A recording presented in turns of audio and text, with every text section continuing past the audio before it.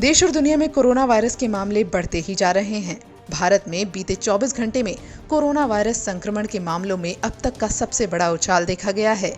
देश भर में पिछले 24 घंटे में कोरोना वायरस संक्रमण के 24,850 केस सामने आए हैं, जो एक दिन में आए अब तक के सबसे ज्यादा केस हैं। इसके साथ ही देश में संक्रमितों की तादाद 6,73,165 हो गई है। देश में अभी एक्टिव केस 2,44,814 हैं।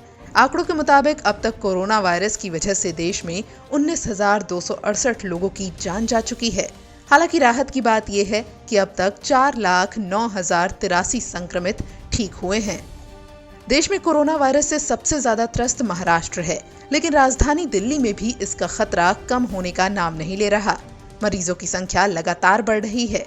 इस बीच सीएम अरविंद केजरीवाल ने एक बार फिर बड़ा दावा किया है। उन्होंने ट्वीट कर कहा है कि दिल्ली में कम से कम लोगों को अब अस्पताल में भर्ती होने की आवश्यकता है। अब ज्यादा से ज्यादा लोग घर पर ही ठीक हो रहे हैं, जबकि पिछले सप्ताह लगभग 2300 नए रोगी थे। अब तक अस्पतालों में मरीजों की संख्या 6200 से 5300 के नीचे नहीं गई। दिल्ली के अस्पतालों में 9,900 कोरोना बेड खाली हैं। वहीं दिल्ली में कोरोना वायरस के बढ़ते मामलों पर लगाम लगाने के लिए केंद्र सरकार की ओर से लगातार जरूरी कदम उठाए जा रहे हैं। इस बीच केंद्रीय गृह मंत्री अमित शाह और रक्षा मंत्री राजनाथ सिंह ने दिल्ली कैंट में DRDO की ओर से बनाए गए सरदार वल्लभ भाई पटेल कोविड-19 अस्पताल का दौरा किया। उनके साथ केंद्रीय स्वास्थ्य मंत्री डॉक्टर हर्षवर्धन और दिल्ली के मुख्यमंत्री अरविंद केजरीवाल भी मौजूद रहे। इन सबके बीच दूसरी ओर WHO ने कहा है कि वो अस्पताल में भर्ती कोरोना वायरस से संक्रमित मरीजों के उपचार में मलेरिया रोधी दवा हाइड्रोक्सीक्लोरोक्वीन के प्रभावी होने या नहीं होने के संबंध में चल रहे परीक्षण को बंद कर रहा है। बात करें दुनिया में कोरोना वायरस के बढ़ते मामलों की, तो जॉन हॉपकिंस यूनिवर्सिटी के मुताबिक दुनिया भर में कोरोना वायरस के मामलों की कुल संख्या बढ़कर 1,11,00,000 से भी ज्यादा हो गई है।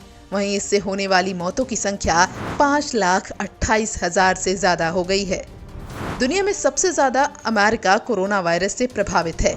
इस बीच अमेरिका के 244वें स्वतंत्रता दिवस पर राष्ट्रपति डोनाल्ड ट्रंप ने कोरोना वायरस को लेकर एक बार फिर चीन को निशाने पर लिया और चीन को दुनिया को कोरोना महामारी देने के लिए जिम्मेदारी लेने की बात कही। इससे पहले भी ट्रंप कोरोना वायरस को लेकर चीन की कई बार आलोचना कर चुके हैं। बता दें कि अमेरिका में 29,35,770 लोग कोविड-19 संक्रमण का शिकार हो चुके हैं, जबकि 1,32,318 लोगों की जान जा चुकी है। अमेरिका के बाद सबसे ज्यादा मरीजों की संख्या ब्राजील, रूस और भारत में है।